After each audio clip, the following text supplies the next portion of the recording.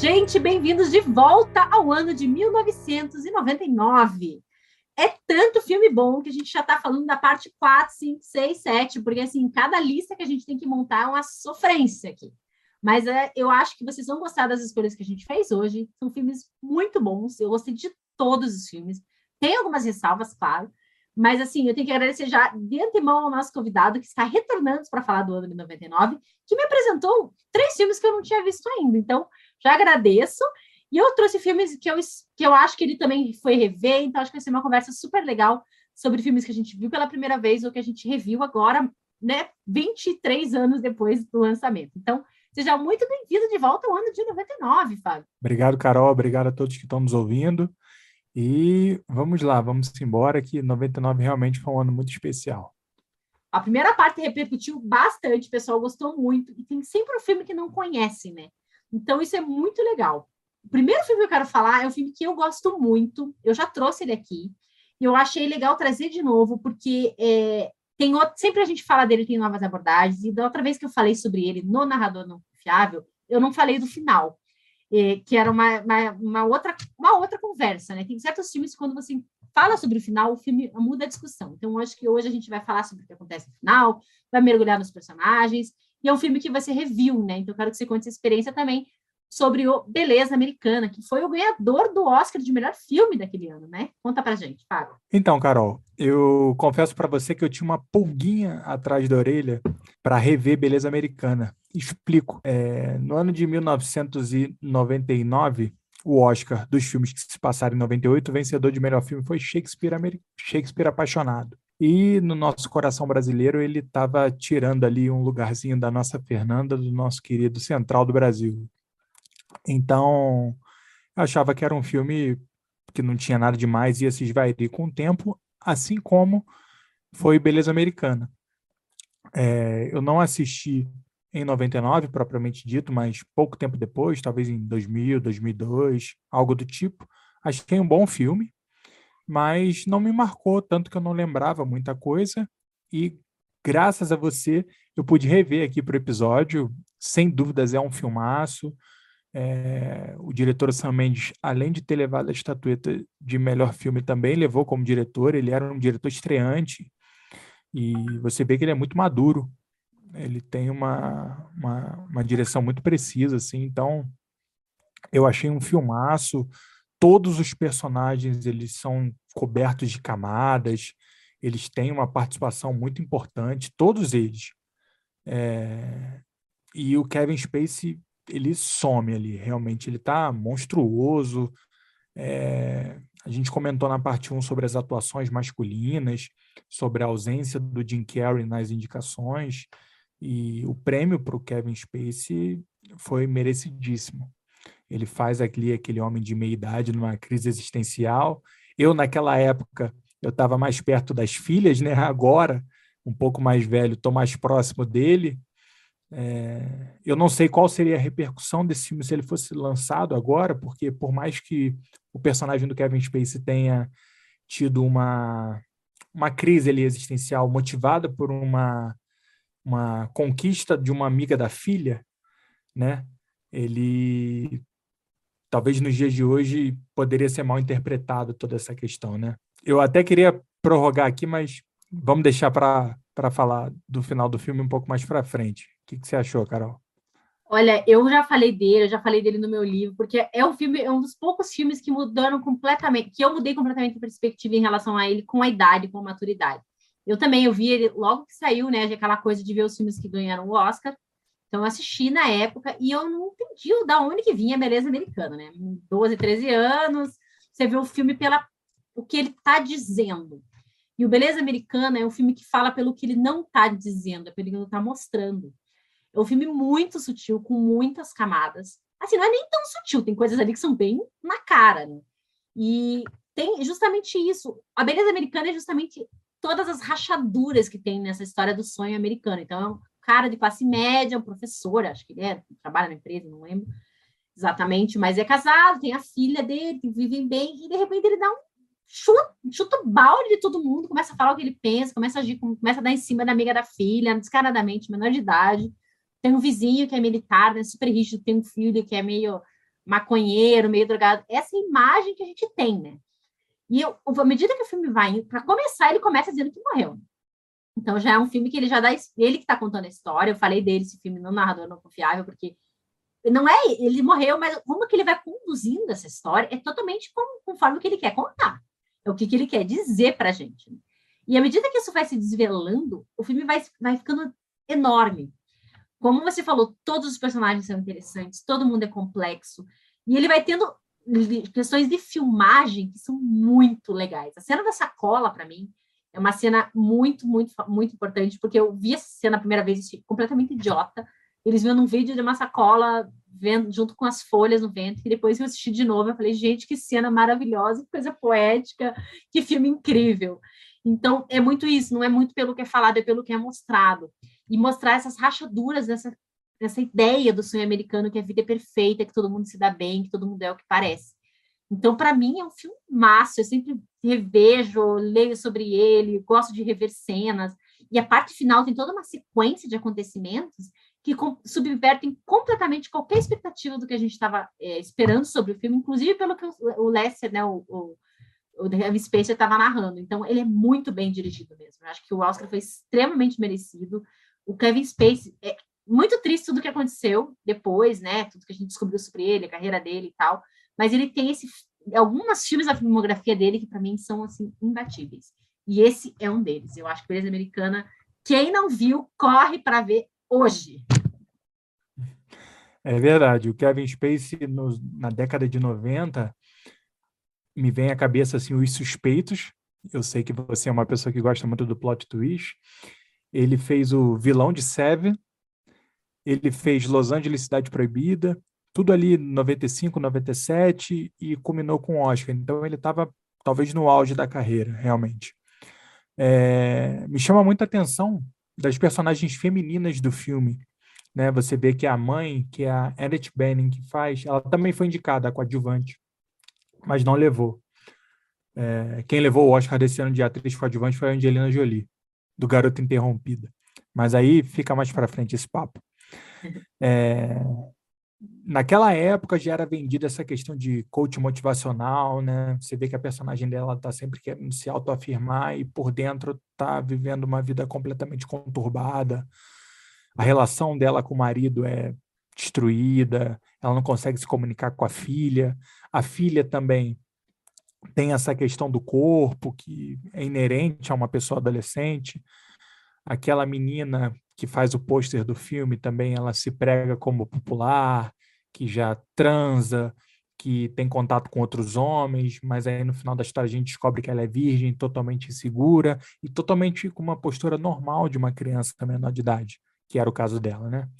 Então, existem vários personagens assim, o vizinho militar também, que é quantos talvez a gente não tenha, não com um homossexualismo enrustido, mas com alguma vontade enrustida, né, para você se transvestir por trás de uma imagem, né, ainda mais num contexto de forças armadas como é nos Estados Unidos.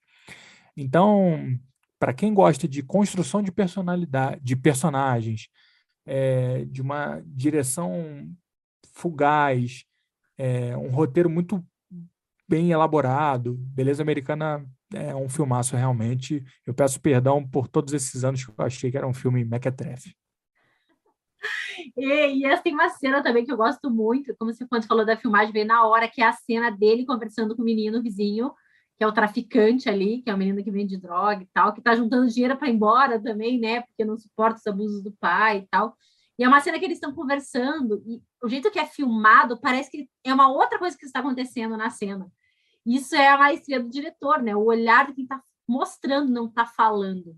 Então, é muito filme que retrata as nossas relações, né? Muito o que não está sendo dito, o que está sendo mostrado, o que está acontecendo ali por trás do que está sendo dito. Então, eu acho um filme super complexo, pode ser estudado e analisado pelo viés da psicologia, pelo viés do que for. Os atores estão excelentes, um grupo pequeno de atores, né? Protagonistas ali, mas que roubam a cena a cada momento. Então, é um filme que eu sempre recomendo e é um filme que mudou para mim, minha visão mudou quando eu comecei a perceber esses detalhes. Então, assistam e também aceito suas desculpas, que eu também mudei de ideia Eu acho que é um filme que às vezes a gente precisa de um pouquinho de mais maturidade ou saber um pouco mais sobre isso, porque se a gente dá uma primeira olhada, você vai achar todo mundo meio histérico, as coisas meio confusas, porque é isso, né? A ideia é justamente passar essa imagem que não é o que realmente está acontecendo. Então, é um filme que não podia faltar na nossa lista, merecia muito. E eu quero fazer um link para um outro filme que aí eu tenho que pedir desculpas por ficar todo esse tempo sem ver. Porque é um filme famoso, todo mundo sabe que ele vê gente morta, né, gente? Quem não viu essa cena do Haley Joel Osment falando I see dead people, eu vejo gente morta, no seu sentido, que para mim, na obra-prima do Shyamalan. Tudo bem que os outros são bem questionáveis, mas esse é o, para mim, assim, eu sabia do final. Logo que o filme saiu, eu tomei um spoiler gigantesco do que acontecia no final. Numa época que era difícil, não tinha internet, não tinha nada, era a gente contando mesmo o final. E eu peguei meio que um ranço. Falei, eu não vou ver esse filme que eu já sei o final. E passei 23 anos aí, um rancinho do filme, já tendo visto várias cenas e tal, e eu fui assistir pro episódio. E, gente, eu amei tanto esse filme. Eu assisti agora, faz 2 dias. Eu amei tanto. Eu fiquei tensa, mesmo sabendo o que ia acontecer no final, mesmo sabendo tudo que estava acontecendo. Já tendo visto várias cenas do filme. É um filme que prende, é um filme que incomoda, é um filme que faz se refletir, é um filme triste. Eu achei que ele é mais drama do que terror, do que suspense. É um filme muito triste e é um filme muito bem filmado também. Porque em momento algum você diz, né? Aquele mega plot twist ali no final, você não diz durante o filme. A filmagem te conduz a uma coisa e para você, só você revendo o filme para você perceber. Na verdade, como eu já sabia o final, eu vi o filme com esse olhar que a gente sabia o final. E eu não diria, se eu tivesse visto o filme pela primeira vez, ele me pegaria de surpresa. Então, é um filme que eu gostei muito de ter visto, mesmo tantos anos depois. E você que escolheu, então fale pra gente por que você escolheu esse filme, o que você acha dele. Então, é bom a gente comentar sobre o Sexto Sentido logo após Beleza Americana, porque nós tivemos aqui um fenômeno dos diretores terem sido indicados ao Oscar. Ambos, o Shyamalan não era um estreante como o Sam Mendes, mas era bem início de carreira, acho que ele só tinha 2 longas, e na época ele tinha 29 anos. Então ele já mostrava uma maturidade muito grande, né? Ele faz uma pequena aparição como médico. Eu não sei se você vai lembrar que o médico que faz o, o filme é o Shyamalan. Sim, E cara, Sexto Sentido é Sexto Sentido. Ele mudou totalmente a minha visão acerca de suspense. Você trouxe assim que ele é um filme de drama. Eu agora revendo, ele faz uma ruptura muito grande após essa cena que você trouxe do garotinho na cama dizendo que vê pessoas mortas, porque até aquele momento a gente não sabe se o garotinho tem uma alucinação, se ele tem algum problema mental. A gente desconfia, mas a partir daquele momento nós passamos numa lente objetiva a ver as pessoas mortas assim como ele, né? Então tem uma sim. ruptura após esse diálogo, e esse diálogo é emblemático. Eu lembro que na parte 1 nós comentávamos sobre cenas que marcaram o ano do cinema de 99, e não tem como a gente não citar essa aqui, né? Esse diálogo é muito impactante, e eu acho que a construção de quando o personagem do Bruce Willis aparece, a gente não, vendo pela primeira vez, não teria como a gente dizer que ele realmente era uma pessoa morta, porque ele aparece com outros personagens, né? Ele vai jantar junto com a esposa, ele senta ao lado da mãe do menino, que é a Toni Collette, que para mim é uma excelente atriz, foi indicada também a atriz coadjuvante nessa época. Ela é uma mãezona de cinema para mim. Todos os filmes que ela faz mãe eu amo muito. Eu gosto Ela é muito. maravilhosa. Vou Maravilhosa essa abrir um mulher. pequeno parêntese aqui. Ele é a mãe do suspense aqui em Sexto Sentido, ele é a mãe da comédia em Pequena Miss Sunshine, e ela é a mãe do terror lá no Hereditário. Eu gosto muito dessa trinca de filmes aqui. E aí vou fechar o parênteses. Então, o Bruce Willis aparece acompanhado. Então, não faria muito sentido, né?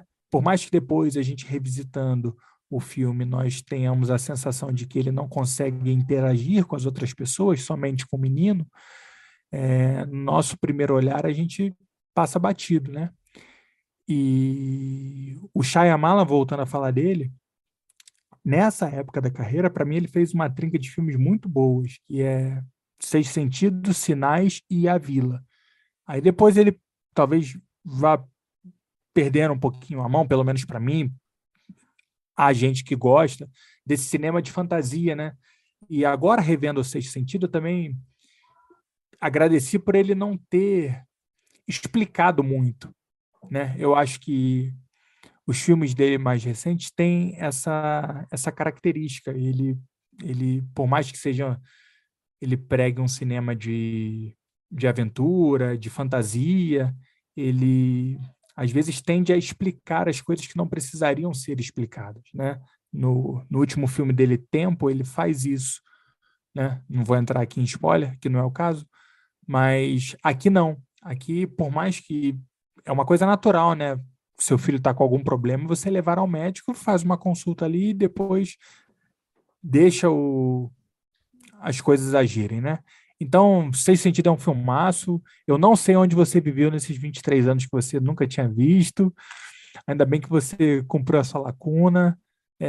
Personagens fantásticos. O Bruce Willis era, na época, conhecido como um ator de ação, né? Ele já tinha feito Os Duros de Matar da Vida, ele estava vindo de Doze Macacos, Armagedon, são esses filmes assim que marcaram bastante também a carreira dele. E Sexto Sentido é um filmaço, plot twist é um, e depois de Sexto Sentido passou a ser outro.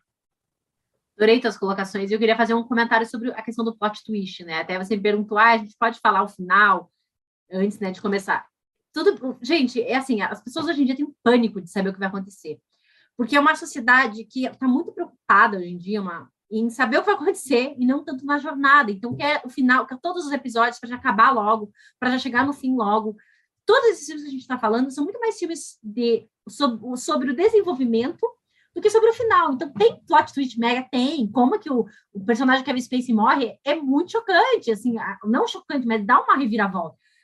Saber que que o Bruce Willis estava morto no final é chocante, é.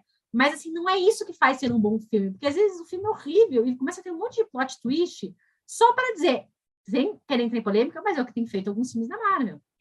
Aparece um monte de coisa no final, um personagem no final, uma situação nada a ver, só para gerar uma coisa diferente. E o filme em si é morno, ou às vezes tem um roteiro que é mais uma jornada do herói. Já fiz, como eu já me queimei com o fanbase da Marvel no outro episódio que eu falei da Marvel, então não tem problema não. Só reiterando aqui, jogando mais uma lenhazinha na fogueira.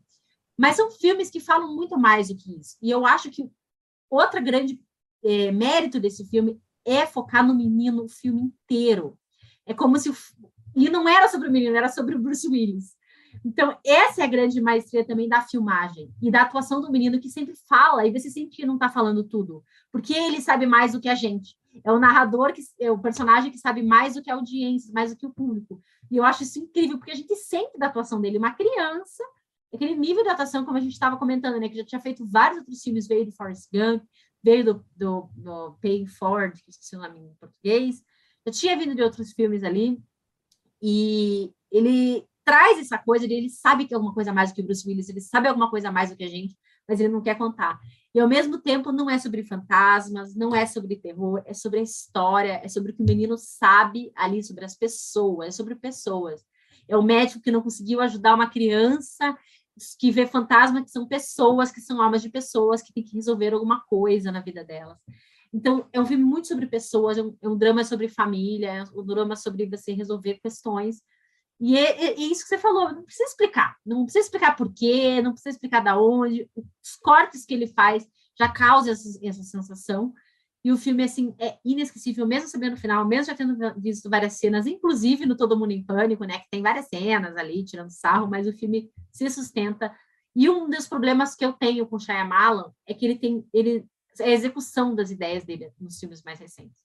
Eu acho que a execução deixa muito a desejar, em muitos momentos, mas as ideias dele são geniais, e nesse filme ele acerta em tudo. Então, assim, Beleza Americana não. Beleza Americana não. Sexto Sentido também, tal qual Beleza Americana, são filmes assim que sobreviveram ao tempo e são atuais. Se você assistir agora, o filme está bem feito, as atuações continuam boas, a história continua interessante e relevante. Falando em envelhecer bem, plot twists e diretores fantásticos, próximo filme que a gente trouxe, Carol, é Tudo Sobre Minha Mãe, filme de Pedro Almodóvar de 1999, que para mim por mais que eu ainda não tenha visto toda a filmografia dele, é o meu filme favorito.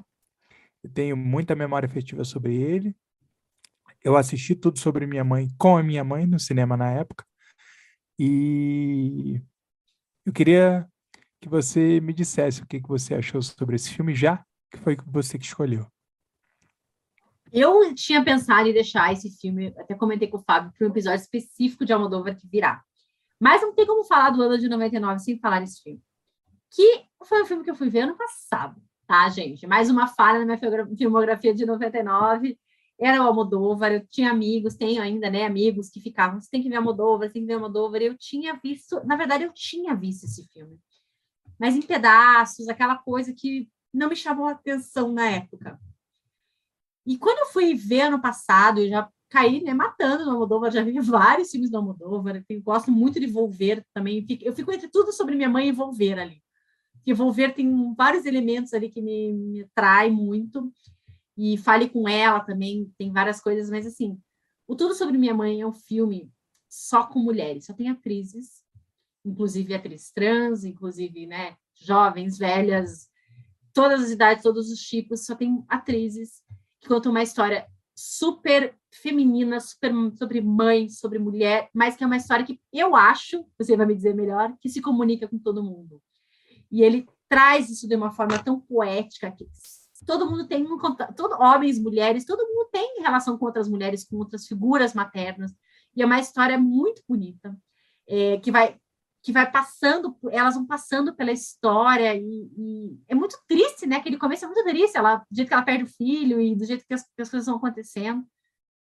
Mas eu gosto demais desse filme, não tem como não falar sobre ele. Ele tem a cor do Almodóvar, as cores de Almodóvar, como diria a música. Ele tem as atuações de atrizes que já eram famosas, que já trabalhavam com ele, voltam e tem papéis impecáveis. Ele tem fotos, cartazes, frames, que aqui em Curitiba, pelo menos, eu já vi replicar em bares, em restaurantes, 23 anos depois. Então, ele criou uma imagem muito Almodóvar, muito forte do que é um filme do Almodóvar.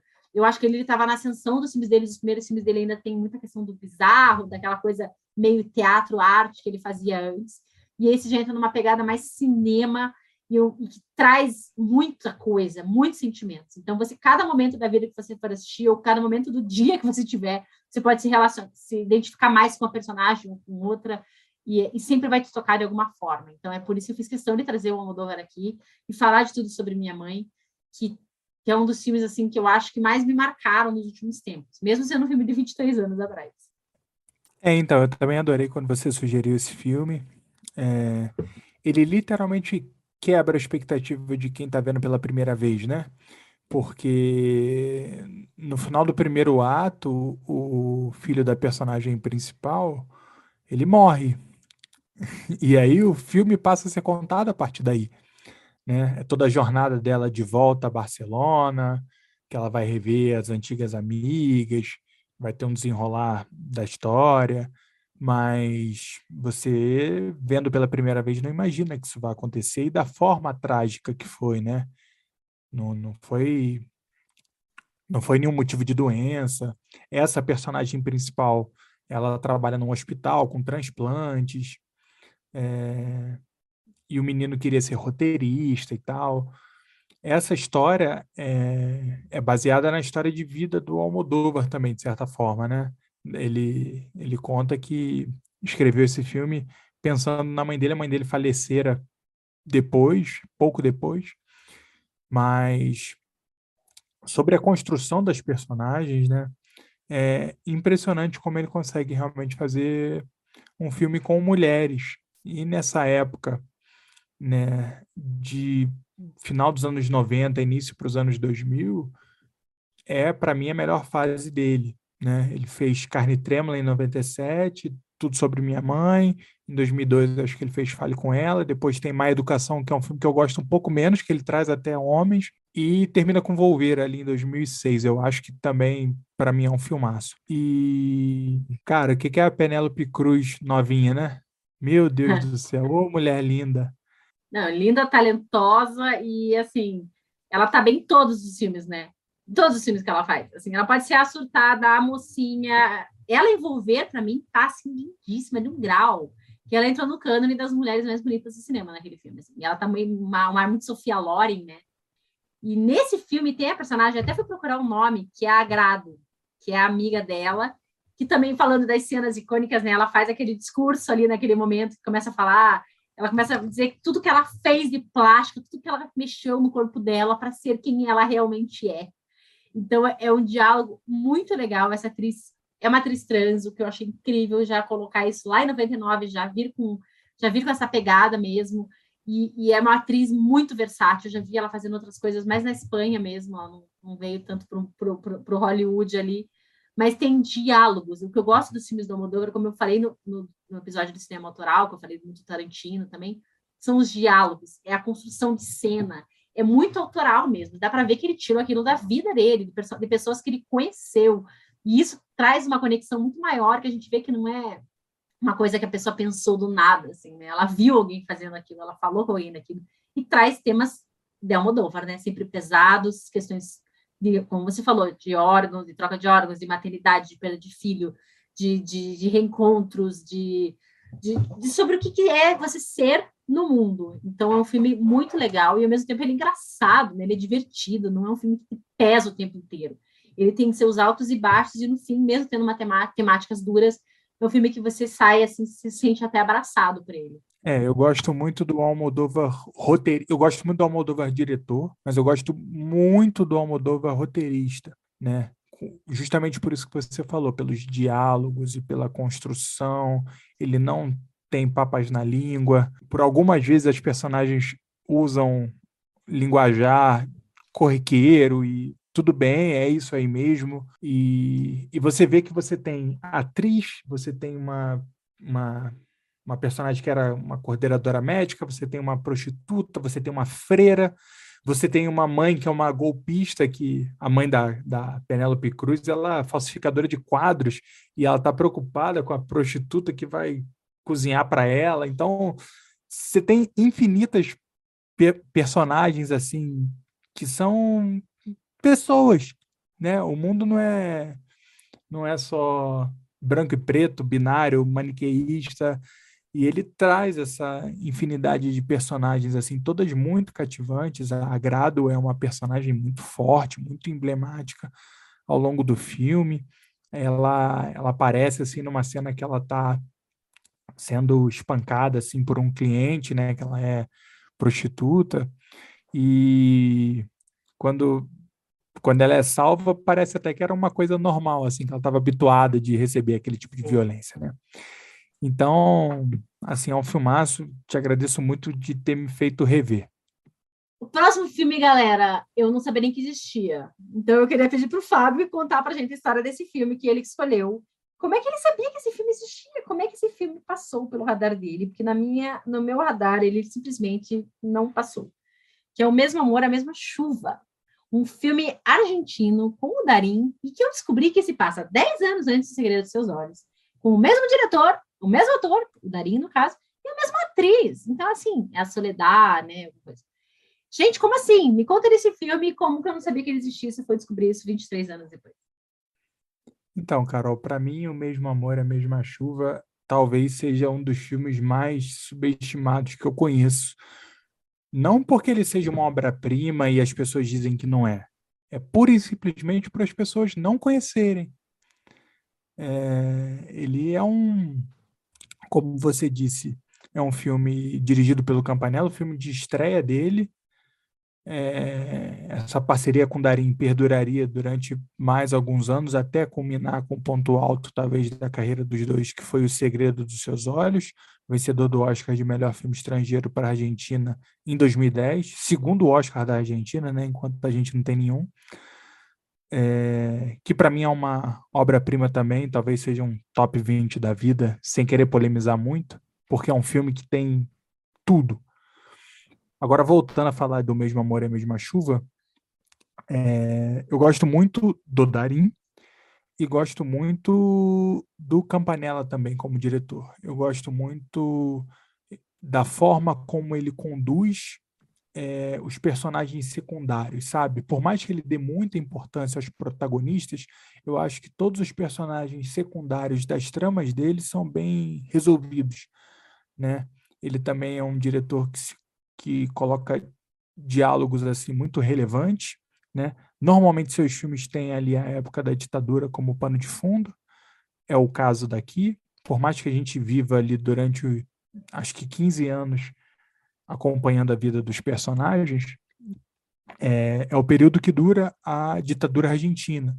Então, o personagem do Darín é um escritor promissor, né, talentosíssimo, que escreve crônicas para um jornal, e com o avanço da ditadura, o trabalho dele vai perdendo relevância até que ele é posto como crítico de teatro e cinema, que era uma área que não era a dele, né? Paralelamente a isso, ele conhece uma mulher que está ingressando na sua carreira de atriz numa adaptação de uma crônica sua que foi feita para o cinema.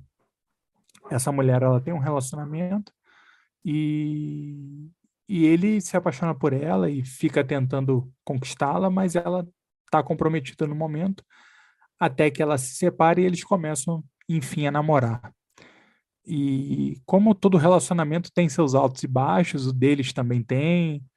Eu gosto muito desse filme porque mostra uma forma madura, né? É um relacionamento maduro, onde existem erros, existem acertos, não é só aquela relação binária, é longe de ser uma relação maniqueísta. Então, eu fico impressionado assim como as pessoas não conhecem. E já que você teve a oportunidade de ver agora a primeira vez, me diz aí um pouquinho do que você achou. Primeiro, eu fiquei bem feliz de ver, né, o Darim e a Soledad, porque eles são os protagonistas do Senhor e Seus Olhos, que é um filme que eu amo, que eu falei sobre ele já aqui nesse podcast com o Cris, no episódio de Psicanálise no Cinema, sobre o desejo. E eles têm esse desejo reprimido ali no Segredo dos Seus Olhos. E aqui é legal de ver eles vivendo um pouquinho mais isso. Então, já me satisfez a minha fantasia do Segredo dos Seus Olhos, lá de 2009, de ver os dois atores ali juntos nesse filme. Mas o que eu gostei mesmo é que não é um filme de romance, não é um filme sobre ditadura, não é um filme sobre um escritor. É tudo isso. É uma mistura. O que eu gosto dos filmes argentinos é isso. Eles não são exatamente isso, não é uma coisa só. Tem filmes que são, é só romance. Beleza, não tem nada contra, tem horas que a gente quer. Mas o filme da Argentina, ele sempre tem um peso, ele sempre tem um drama, ele sempre tem uma história humana maior sendo contada ali. Então, não é sobre o casal. Tanto que tem horas que o casal nem é a parte mais interessante do filme. É o que está acontecendo na Argentina, é o que está acontecendo com os amigos dele, é o que está acontecendo com ele, que está narrando a história. E o Darim tem esse jogo de ser fofo, maravilhoso, quer levar para casa para, tipo, quero te matar, seu desgraçado, seu burro. Ele vai desse nível, ele vai desses extremos, assim. Ele tem atitudes nesse filme que eu fico com muita raiva. Tipo, meu Deus, que imbecil. Tanto em relação a ela, quanto em relação à carreira dele, os amigos. E ao mesmo tempo tem horas, é isso que você falou, ele é humano, ele é falho, e ele são pessoas complexas, é o que a gente estava falando em Beleza Americana, né? E esses filmes argentinos, em geral, trazem isso, mas normalmente os filmes do Darín que eu assisto, eles têm muito mais um cunho político, ou um cunho de uma crítica social e tal.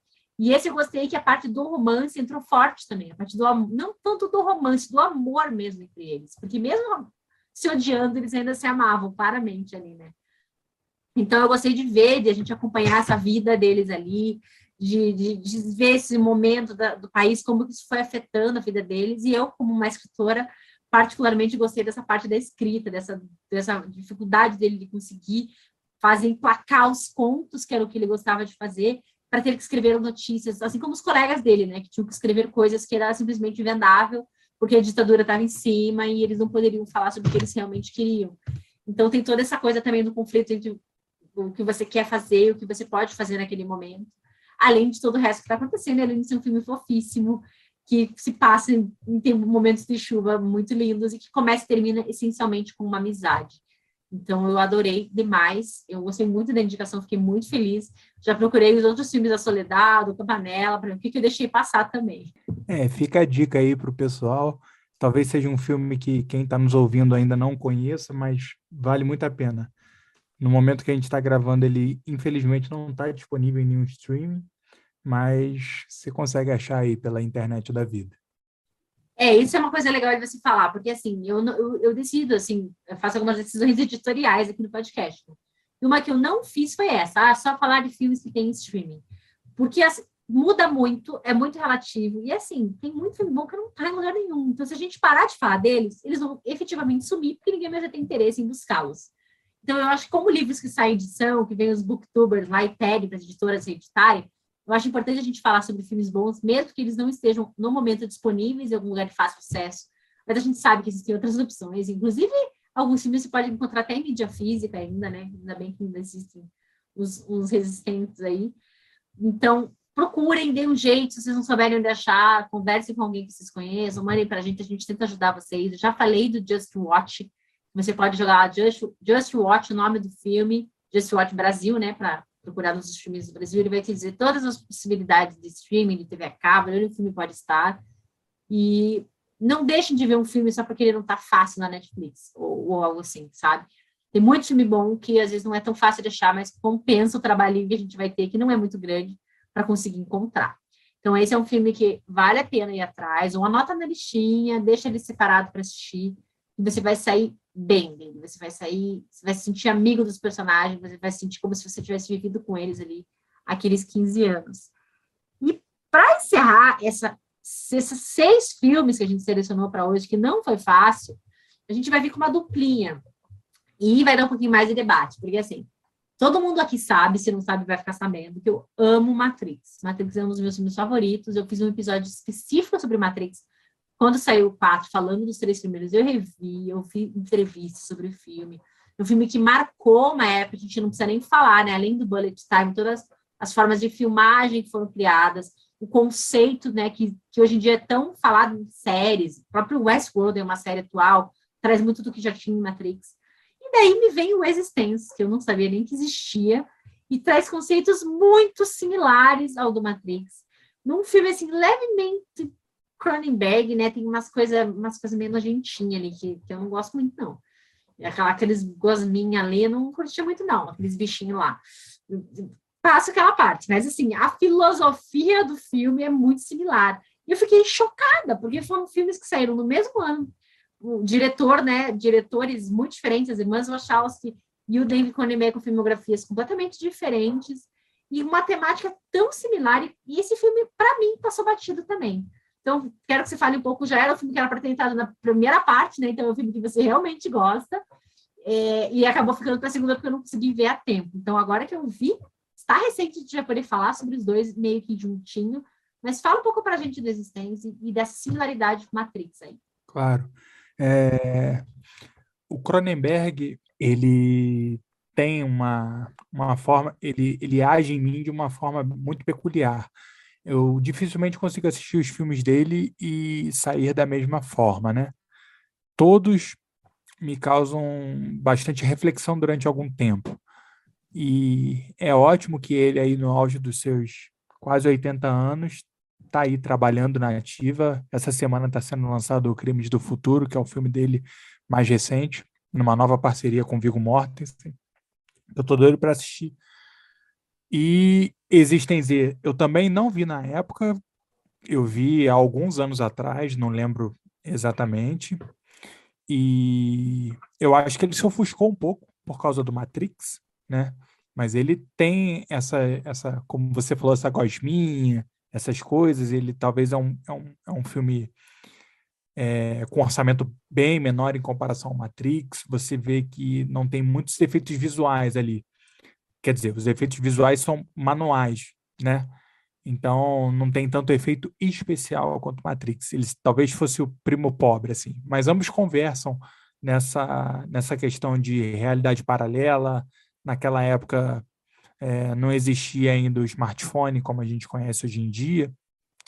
E eles entravam no mundo paralelo, no jogo, através de um console. E o console parece que tem um formato de órgão humano, né? Parece um útero, assim, uma E coisa meio, né? Meio parece um útero. uma coisa Exato. meio cordão umbilical, assim, um troço bem sensorial, assim, né? Isso. E ele é plugado no corpo humano, bem na região do cóccix, né? E lá no filme das irmãs Wachowski, ele é conectado aqui na nuca, né? Então, cada um tinha uma forma de ver que acabam desembocando no mesmo lugar, onde nós fugiríamos, talvez, do nosso mundo que a gente conhece, para a gente poder ir para um mundo virtual, para uma realidade paralela, onde as coisas aconteciam de forma diferente, né? E eu acho que o Cronenberg trazer esse formato de órgão, de útero, é como se o console fizesse parte do nosso corpo. E, de certa forma, hoje o nosso smartphone acaba sendo, né? Quando o smartphone descarrega, por exemplo, por vezes a gente diz que eu estou sem bateria e não o meu telefone está sem bateria. É como se o telefone fizesse parte da gente já, né? E no filme ele traz isso. É como se o console fizesse parte. E a reflexão que permeia ambos os filmes é a mesma, essa questão de real com virtual, mas Existem Z é um filme que eu gosto bastante. Me diz um pouco aí do que você achou. Eu acho que talvez o Matrix ele fez digamos assim, ele embrulhou melhor a ideia. Então, ele tem muito, como você falou, ele tem um orçamento absurdo, ele trouxe câmeras, formas de filmagem completamente novas, uma visão de quadrinhos para o cinema, né? Eu falei naquele episódio, as irmãs Wachowski trabalhavam com quadrinhos, fizeram todo o storyboard, 100% do filme foi feio, elas fizeram o storyboard, então, assim, a filmagem é de quadrinhos, o figurino é todo trabalhado, a trilha sonora, tem muita ação dentro da própria história da filosofia, traz uma questão budista ali, né, do oráculo, das crianças com poder, tem toda elas conseguiram embrulhar o filme de uma forma que acabou, de fato, ofuscando. Mas o Existenzi, né, ele é mais, para mim, o suco ali da ideia, digamos assim, é mais condensado que elas quiseram passar no Matrix. É a mesma ideia.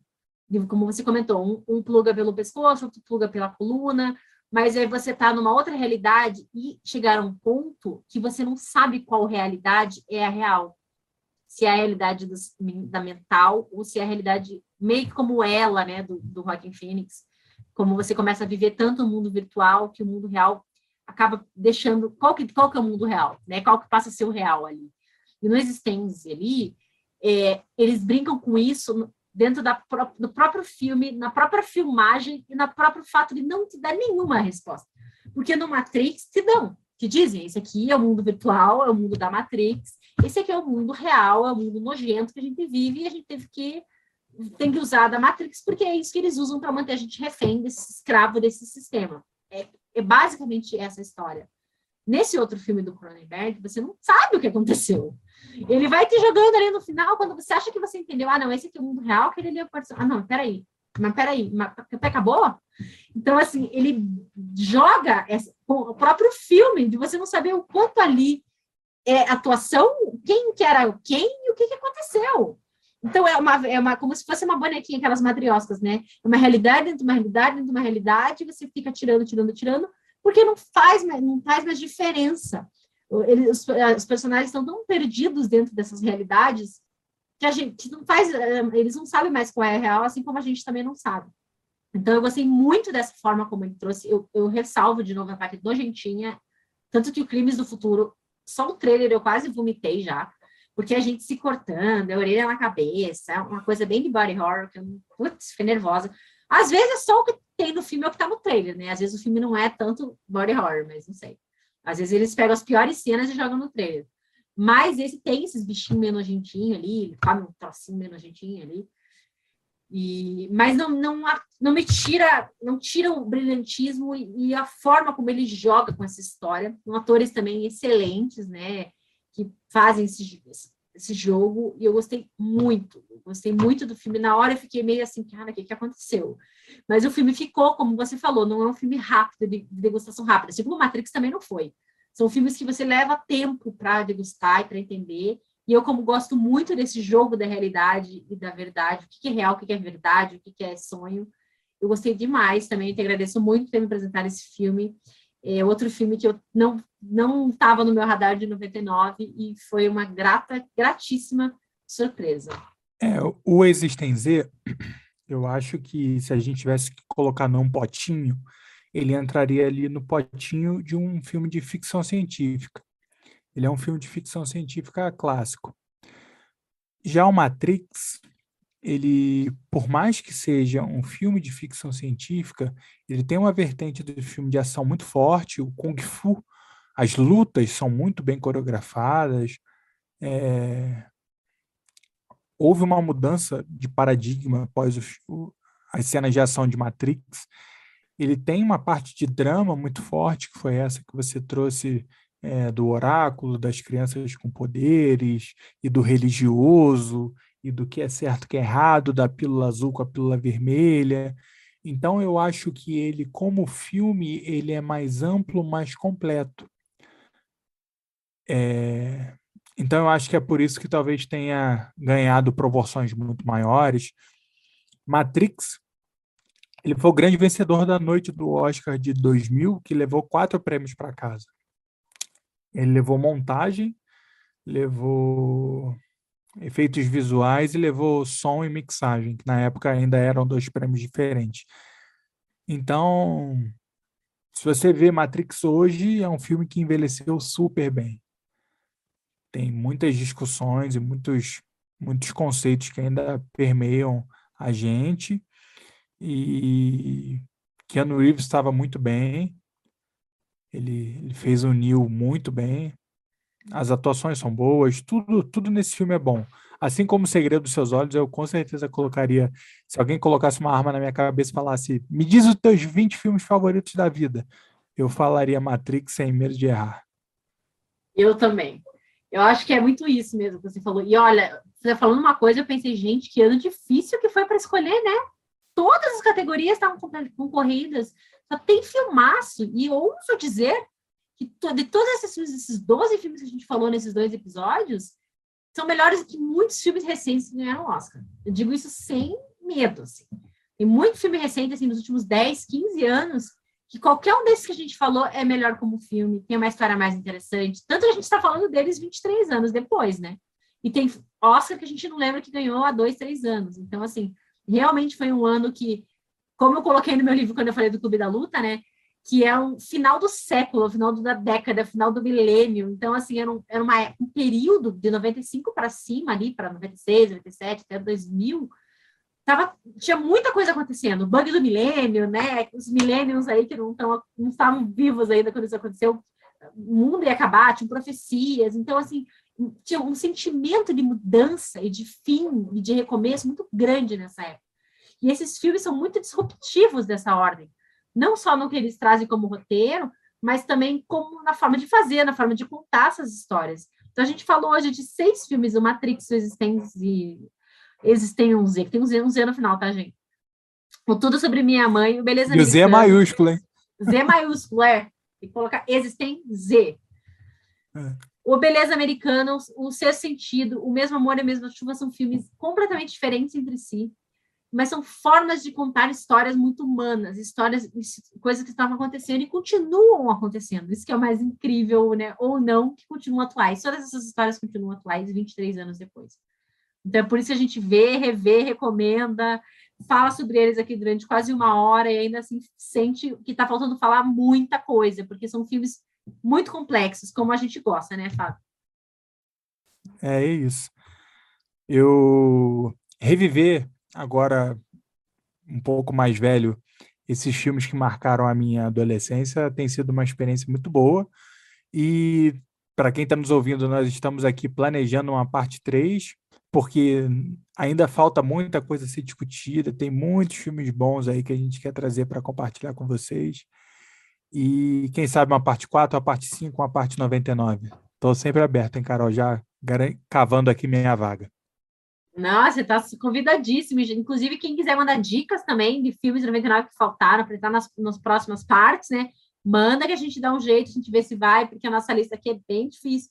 Eu, para a parte 3, gente, eu já escrachei, já fui direto dos meus favoritos, nem estava pensando mais se era famoso ou não era, porque eu queria fazer uma lista toda diferenciada. Eu falei, gente, não dá. Tem filme que não tem como falar de 99 sem falar desses filmes.